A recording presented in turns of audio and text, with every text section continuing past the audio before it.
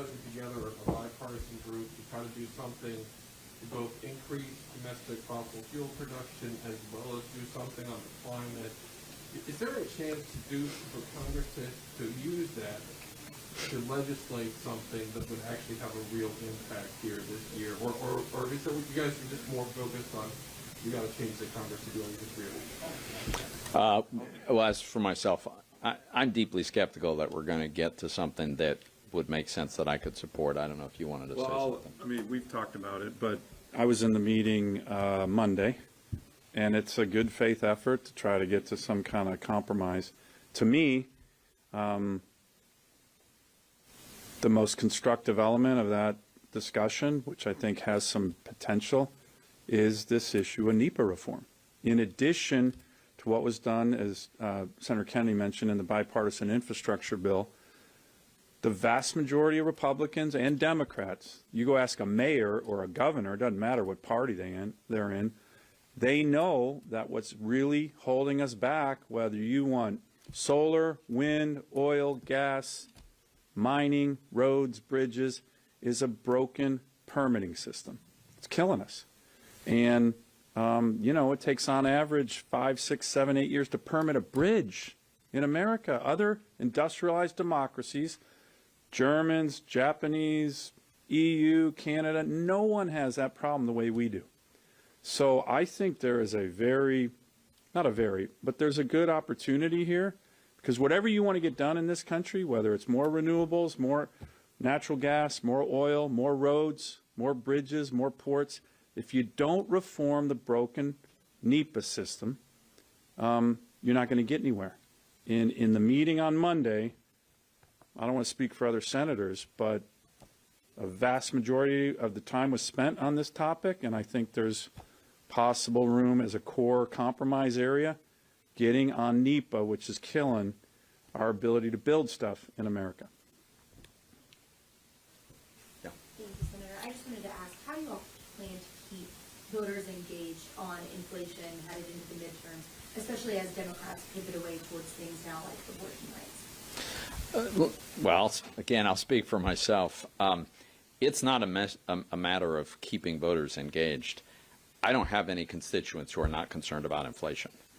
And it's from the minute you get in your car and begin on your way to work or school or wherever you're going, you are reminded continuously with gas prices, and everything you do manifests the huge problem with inflation. So that's not a political challenge for us. That's something we're going to be hearing from our constituents. Okay, last question.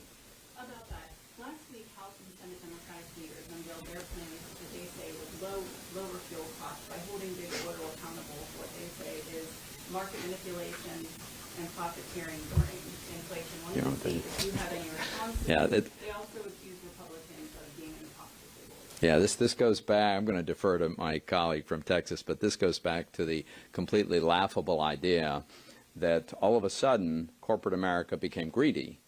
Must have been very, very generous before Biden's inflation broke out. And I guess they expect that corporate America will become generous again. But in the meantime, it's corporate greed that's driving inflation. It's one of the most ridiculous ideas they've come up with. But. So Democrats think the American people are stupid. Joe Biden campaigned promising to shut down oil and gas drilling on federal lands. He stood there on the campaign trail and promised to do that. His first day in office, he canceled the Keystone Pipeline, destroyed 11,000 jobs, 8,000 of them union jobs with a stroke of a pen. That would have been bringing about 800,000 barrels a day of crude oil from our friend and neighbor Canada to the United States, which would have made a real difference right now. Also, in the opening days of his administration, he halted all new federal leases on federal lands, both onshore and offshore. Together, federal lands comprise 25% of U.S. oil and gas production. Biden shut down new leases. On top of that, he halted development in Anwar, the incredibly petroleum-rich, very small region of Alaska that could be providing for our needs. He halted it altogether. On top of that, the Biden SEC is actively leaning in to cut off equity capital for oil and gas exploration for American energy. On top of that, virtually every banking regulator Biden has put forward has pledged to wage a war on energy and to cut off debt financing for oil and gas production.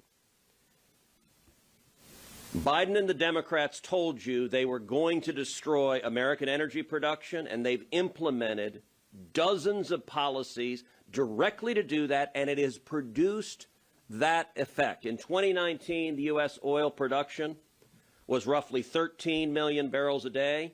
It dropped to 11.5 now. That's why prices are high. And so Democrats, faced with a choice of do they reverse their policies and actually allow American producers to produce, or do they try to demagogue and lie? They're looking for a bad guy. They think the American people are dumb, so they say, well, the bad guy are these oil companies. You know what? The oil companies were greedy 2 years ago. The oil companies were greedy when gas was $2 a gallon. Everybody in business is greedy. Free enterprise counts on that to drive the prices down. The people telling you this are socialists, and they believe the voters are stupid. The voters aren't stupid. Do you know the single most powerful organic political manifestation we've seen the past year are these little bitty stickers that show up on gas pumps all over the country with a picture of Joe Biden pointing to the price, saying, I did that.